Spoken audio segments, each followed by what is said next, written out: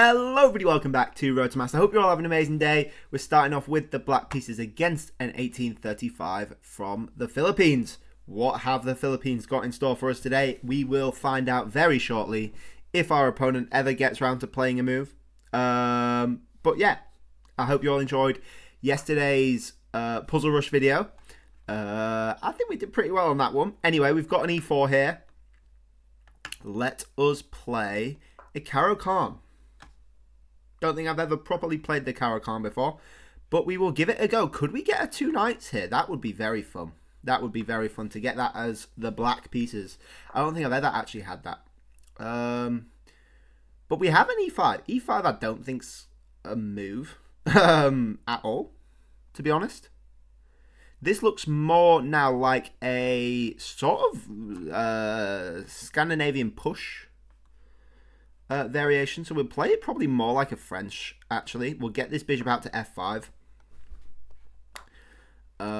They might start pushing, sure. f6 is actually a potential break, to be fair.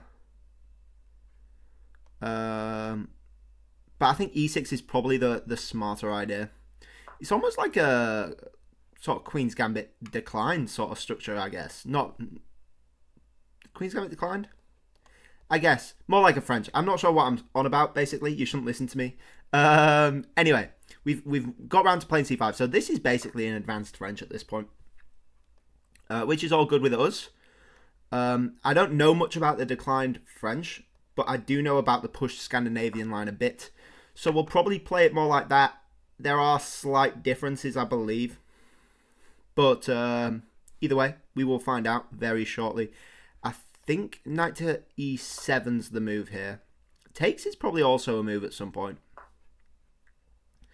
And potentially a h6 as well, with the bishop potentially going back to h7. I'm not sure whether it's time to kick out this bishop or not. And this is one of the problems I always have against the advanced. So I don't know. It's not got a name. The push advanced Scandinavian, maybe. I don't know. You have problems with this knight and this bishop. Now this knight wants to come onto this f5 square. But this bishop also wants to be on the f5 square as well. So if you can get it to e4, that's good. But then the knight's going to take it. So if you go back, but then it's going to be blocked in by this knight. So you've got some problems. And then like this bishop wants to stay on e7. So you've got to get the knight out first. But then you've got to deal with the knight. So then you're left asking as well what you do with this c5 pawn. So it's something I definitely need to work on. I know rook c8's a move. We could potentially deal with this bishop, although not really necessary. Another thing is once, like, unless you get this bishop out as well, you're not going to be able to castle. And you really, really want to castle. So things get a bit annoying. Let's drop back to... Oof. In fact, no, let's...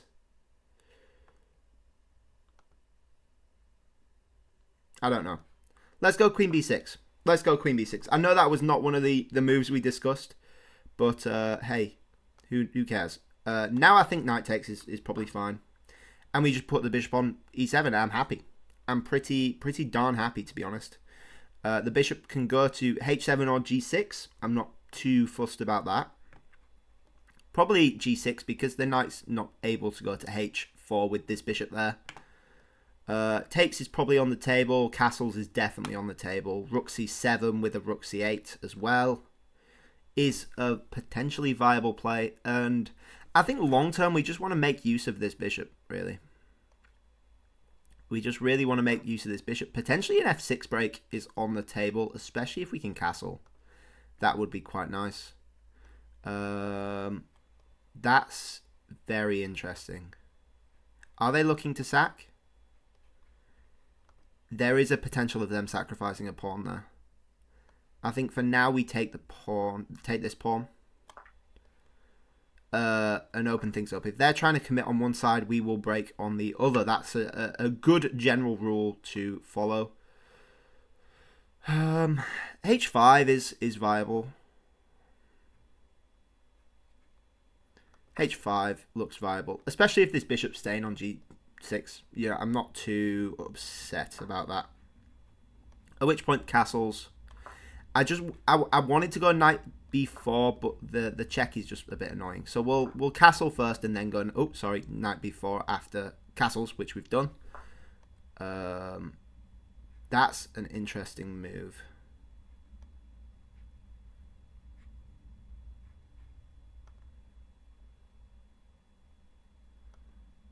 Okay. So rook c7 seems good.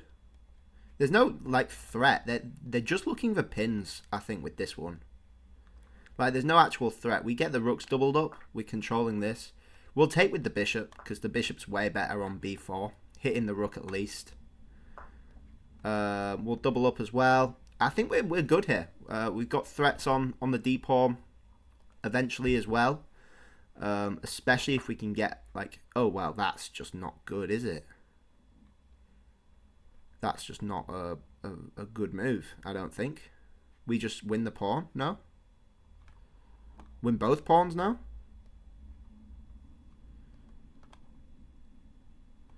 That's just not a good move. There's no way that's a good move. There is zero way that is a good move. We're potentially, yeah. I mean, we just take the pawn. We're fine doubling up here. Our king's pretty safe on h7, I think. You can have the light squared bishop. I don't need it no more. And it's important to take with the rook rather than the queen because the queen is covering your bishop on d4 as well. They're going to have a hard time defending this pawn.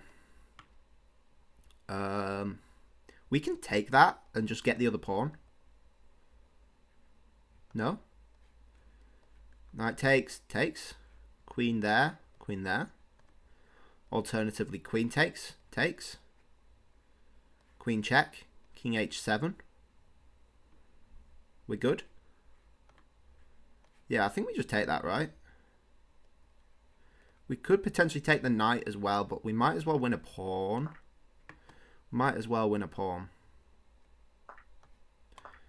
In it. Free pawn. Although, technically not. We lose that. Am I scared about that? Potentially. But also, like, scary mating threats. Well, we've got back rank. Although knight blocks, to be fair. Push the pawn, I guess. Do I defend the checks? Probably need to defend the checks somehow.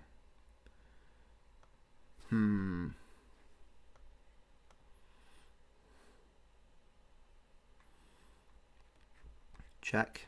There. Check. Yeah, that would not be good. It would not be good. Have I made a boo-boo here? I worry I have. I worry that I have. We can go bishop d6 and have to check bishop f8. Then start pushing. We give back both the pawns though, which is annoying. And if they take... Oh, takes with check. I thought we had the... Yeah, but takes with check. This is really annoying, actually. We have made a huge miscalculation. Actually, no. Queen c6 is just good. We cover everything. They can have that h-pawn. Again, if they move the knight, mating threats. And then we just start to push the pawn. Bishop can come back if we need it. So they've gone there. So they're looking to move the knight in. But the knight can't physically like go anywhere, really. Unless we just threaten to promote. There. Knight there. Push. Takes. Push. Takes. Check. Oh, we're one move short. I thought maybe we had a mate on h1, but knight takes the queen in time. Well,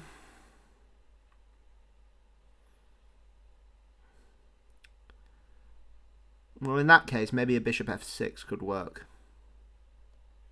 Am I worried about that? No.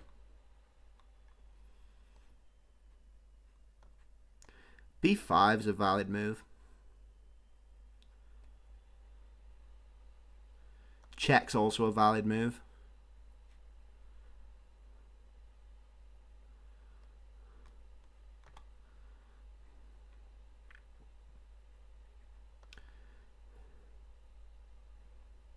Oh, come on, think, Jacob, think.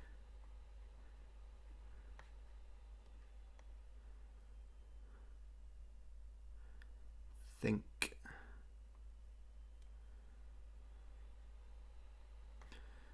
B5. I'm not sure what their attack is, and I'm to be honest a bit scared. I am terrified.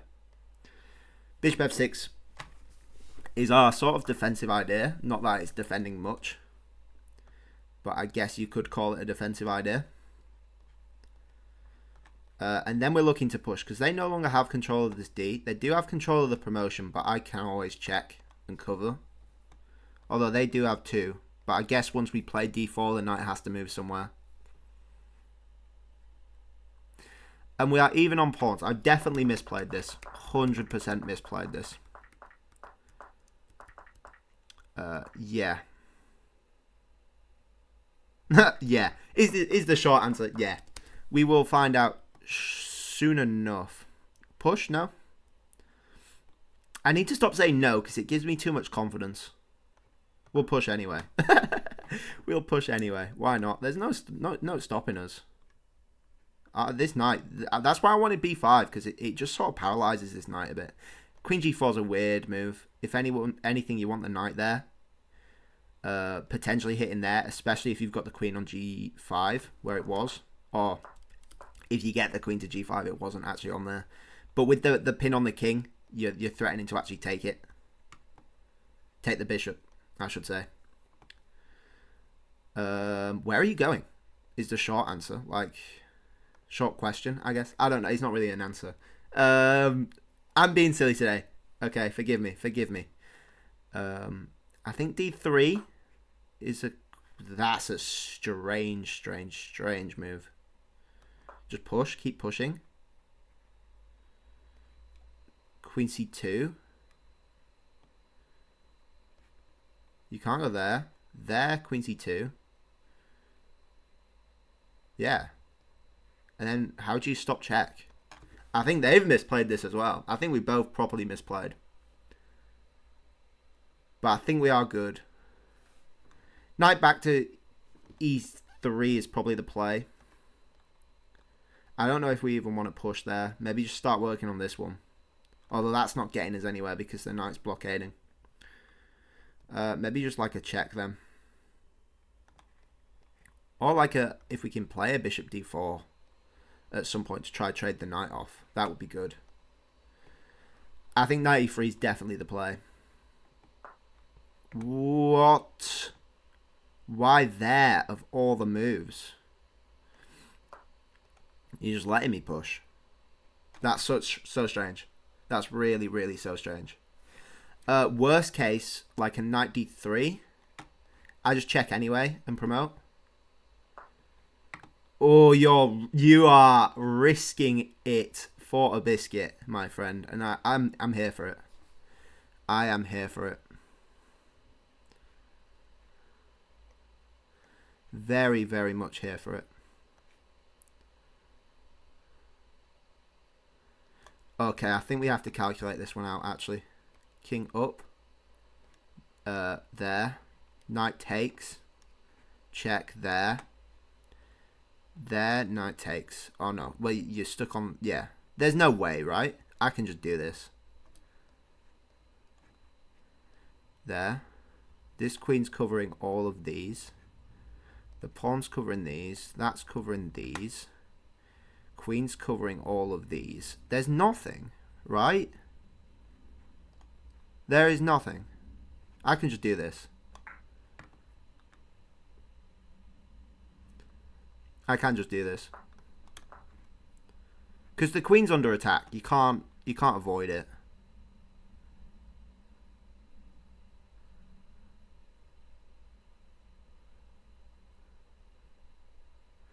Check there. Is that the play? King h8. You got no perpetual, right? There. Yeah, your knight's blocking your perpetual. But then knight takes. Oh. If they've got perpetual there, they've done well. Yeah, that's the right call. Now, what gives us the best chances? If we go king f8, they've got no more checks, right? Where are my checks? There, there, There. There. That's not available. Can't go there. King F8, they've got no more checks. Whoo! And I've got a mate in one threat. So we're all sound. That's a scary move to play, though. That's a very scary move to play. They can try with like a knight takes, I guess, but the mate in one's too strong. Unless they try to escape the mate in one, I guess. We've got to properly calculate that out then. We've not got much time either. Oh no, because then, yeah, just G7. G1, sorry, is just mate. And with H1, you still, yeah. We're good. We good. We are good. Queen E4, yeah. They can't stop mate. King F8 is such a sneaky move. You think you want to go run away from the queen. But actually, because these two queens are covering all the checking squares somehow, it just works out that like you go towards a queen, it's actually got fewer squares. It's so weird, but seems to do the trick, I guess. Seeing as how they're struggling to find a move, and I think, to be honest, our time management on this one probably spot on. I mean, obviously, I think we got a bit lucky with the way our opponent played, but yeah. Whoo! Rapid rating 1854, halfway there to 1900 is wild to say, to be fair. I think this is going to berate us. I think this computer's going to be really angry at us. What's it saying? What have you got for us? 74.6, yeah. Not the best at all. 1700 versus 1350 is even meaner to our opponent with a 61.7% accuracy. Let's have a gander at this review. So we played the Carro. This is a strange move. The two knights is the computer recommendation at this point. E5. Apparently bishop G4 is the better move. I guess that makes sense in the long run because you've freed up that square for your knight. But are you not worried about getting kicked about? I'm not sure. And then we just play it like a French. I don't know. Yeah, I don't really know the French that good. Apparently this is better for white. A7's the move. This is actually really bad for us. This is plus 1.2. So, yikes. Again, another blunder. Shows how little we know about this opening. I don't know why this is a blunder as well. Because they're claiming we can't take back this pawn. Maybe a b4 stops us. I guess if they take the pawn as well, we don't have a b5. Okay. That's one to remember. We definitely misplayed that. Queen b6. Again, not good. They didn't see it either, so I guess we got let off lucky there. And then we did this bishop maneuver. Finally took the pawn. Got rid of all that. And then this is good for us. This is minus 2.0. So I'm super happy here. I mean, we've got an easier game, basically. Their knights are all over the place. They're super undeveloped. We've got the clear open file. We've got this pressure with the knight coming in. The bishops are looking so good, whichever diagonal they manage to get on eventually. Castles, double up the rooks. It's so easy. It's so easy. That being said, we still managed to mess things up. B3's a weird move. You're sort of letting our knight in. I guess you can still play A3. But then, I guess the queen's sort of looking at this. But I guess if the queen still is there, maybe not that bad. Yeah, that was an interesting move. Because you've got the pin on the bishop, I really want to go for the fork. I wonder if actually the fork's still viable. It's not. It's actually completely... Oh, because they get the rook at the end of it. Duh. Yeah, so we doubled up and just let them take. Our bishop, we tried to claim was stronger here, and apparently it is. Them taking is minus 2.5, so still very good for us. Apparently the best move is queen a6. Bishop takes. Oh, wow, because you're trapping the... Wow. That's beautiful. You're supporting the bishop getting to d3, so that after the bishop takes, the rook's trapped, which is beautiful. Also, this bishop has to decide something. If it goes back, you've got the fork. You've not got the fork, though. What happens if it goes back? Knight. Oh, you've got the fork that way. Ah. And if it goes all the way back, knight d3 again. Rook f1. Oh, you just take the bishop. Really? Oh, and you get that pawn? But then you're letting their queen in. That's scary.